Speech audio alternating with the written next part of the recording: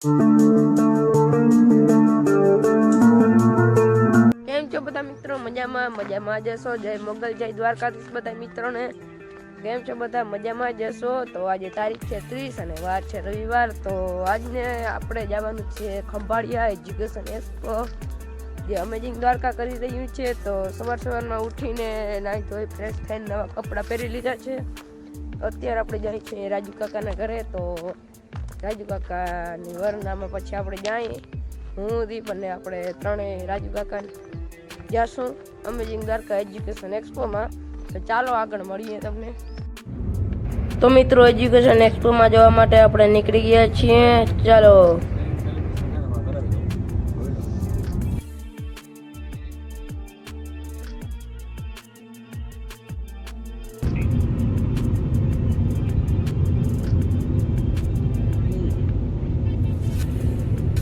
Finally આપણે education એક્સપોમાં પહોંચી ગયા છીએ. જોઈ લે તમે, એનું ટ્રાફિક જોઈ લે, ચક્કા જામ થઈ ગયું છે બધું. પહોંચી ગયા છીએ આપણે એજ્યુકેશન એક્સપોની અંદર. જોઈ લે.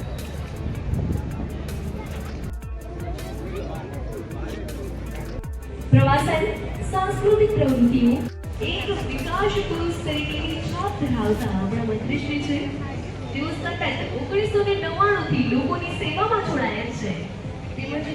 આપણે એજ્યુકેશન એક્સપોના કરન્સી વિભાગમાં આવી ગયા છીએ. જોઈ લે, મસ્ત બધાની કરન્સીઓ છે.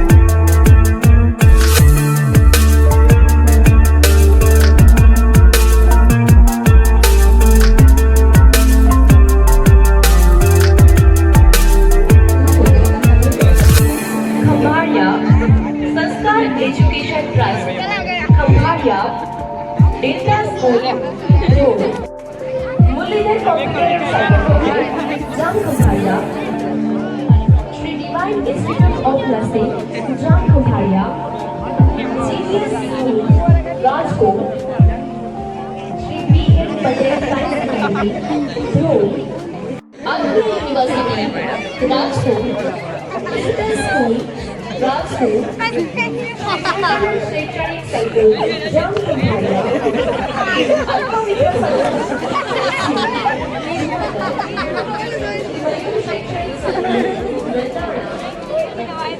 મયુર શૈક્ષણિક,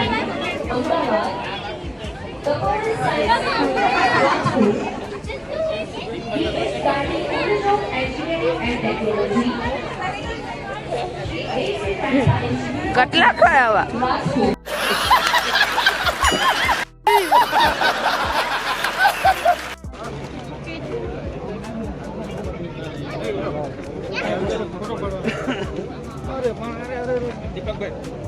મોબાઈલ લાવો, મને ફોટો પાડો.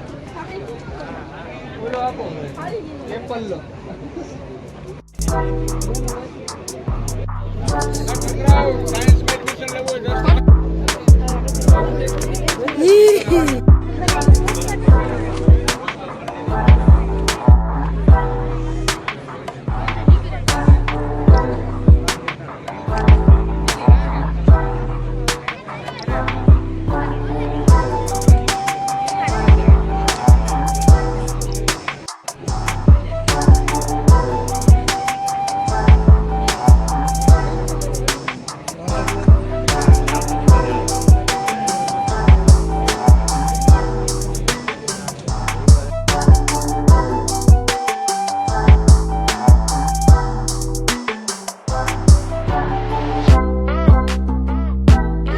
ઇન્ટરવ્યુ લેવાઈ રહ્યું છે જુઓ.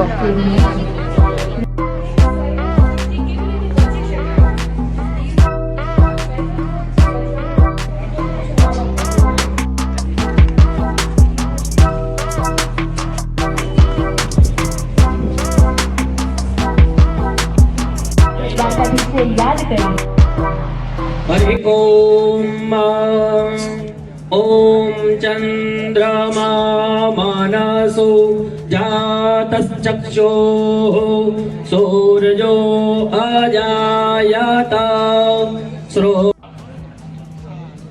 જે કોઈ સંચાલક અથવા પ્રિન્સિપાલ અથવા એના ટીમના જે ઉપસ્થિત છે એવા બધા ભાઈઓ બહેનો મીડિયાના મિત્રો વચ્ચેથી પેલા બે ભાઈઓ છે ને હાથ ઊંચા કરીને તાલીઓ પાડે છે. ભાઈ અચ્છા, હવે બધા પાછળ જોવે છે કોણ છે એ. પણ જે છે એ સારું કામ કરે છે, તાલી પાડે છે તો બેસ્ટ રીતે પાડે છે. બરોબર ને સંજયભાઈ? આ સાથે જ આપણી વચ્ચે ખંભાળિયાના મામલતદાર શ્રી વરુ સાહેબ ઉપસ્થિત છે, જેમને પણ હું વિનંતી કરીશ દિનેશભાઈને કે શિલ્ડ આપી અને સન્માન કરશે.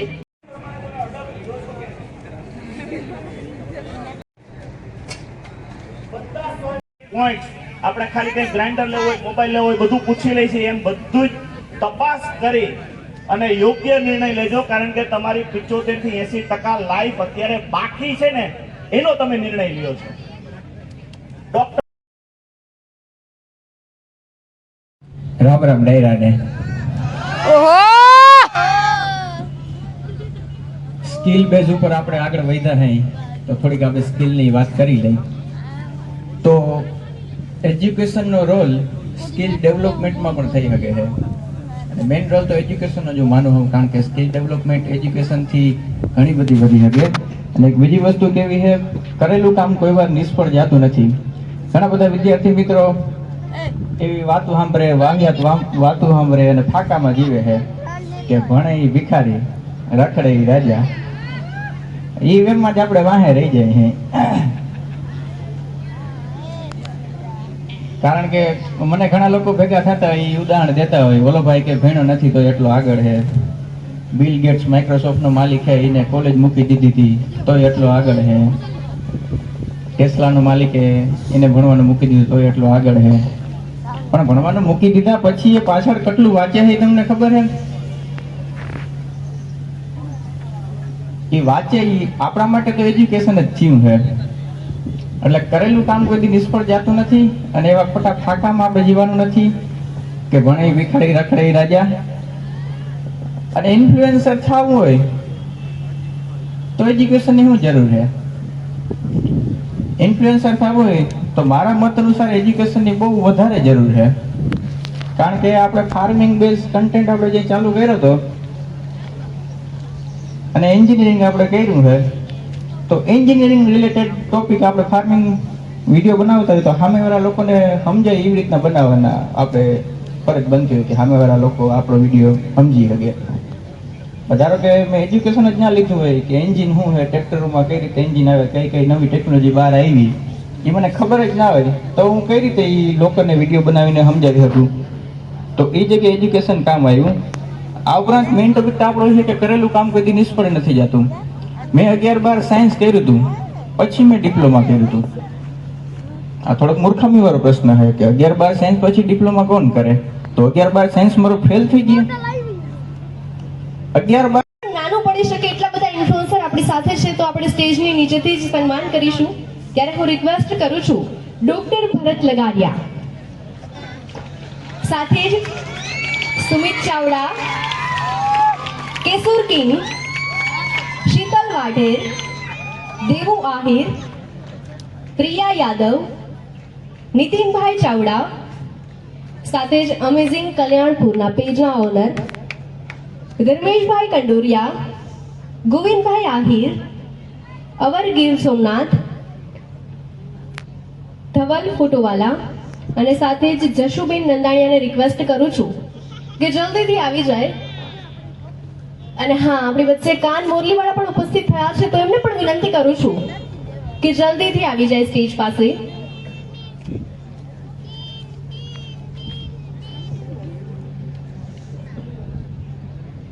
જેમના પણ નામ બોલાણા છે એ બધા જ લોકોને, એ બધા જ મહેમાનોને ખાસ વિનંતી છે કે જેમણે અમારા પ્રોગ્રામની શોભા વધારી છે.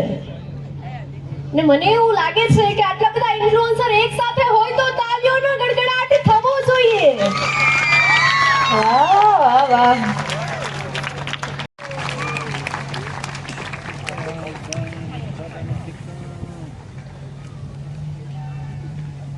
હલો હલો, 1 કલાક તો મને તડકામાં બેસાડી રાખ્યો.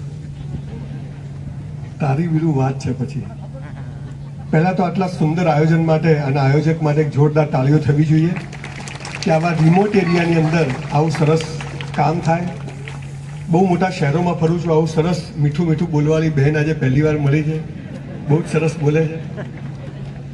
મારું વક્તવ્ય શરૂ કરવું એ પહેલા તમારા જ વિસ્તારનો એક વિદ્યાર્થી, જે મારો વિદ્યાર્થી છે, મારી પાસે બોલવાનું શીખવા આવે છે, બોલે જ છે, સરસ બોલે છે. તો મને એમ છે કે પિક્ચર જોતા પહેલા તમને થોડું ટ્રેલર બતાવી દઉં. બડા છોટા પેક બડા ધમાકા. એક સરસ દીકરો તમારા વિસ્તારનો છે જે આખા ગુજરાતમાં, રાજસ્થાનમાં ધૂમ મચાઈ રહ્યો છે અને દેશભક્તિ પર બહુ સરસ બોલે છે. હું પણ બહુ થાક્યો છું, હું જલ્દી બોલી જાઉં, મારે ભાવનગર પહોંચવું છે, એક બીજો પ્રોગ્રામ છે. પણ એને એક 5-10 મિનિટ સાંભળીને પછી હું તમારી સમક્ષ રજૂ કરું છું. આવી જાઓ ભાઈ.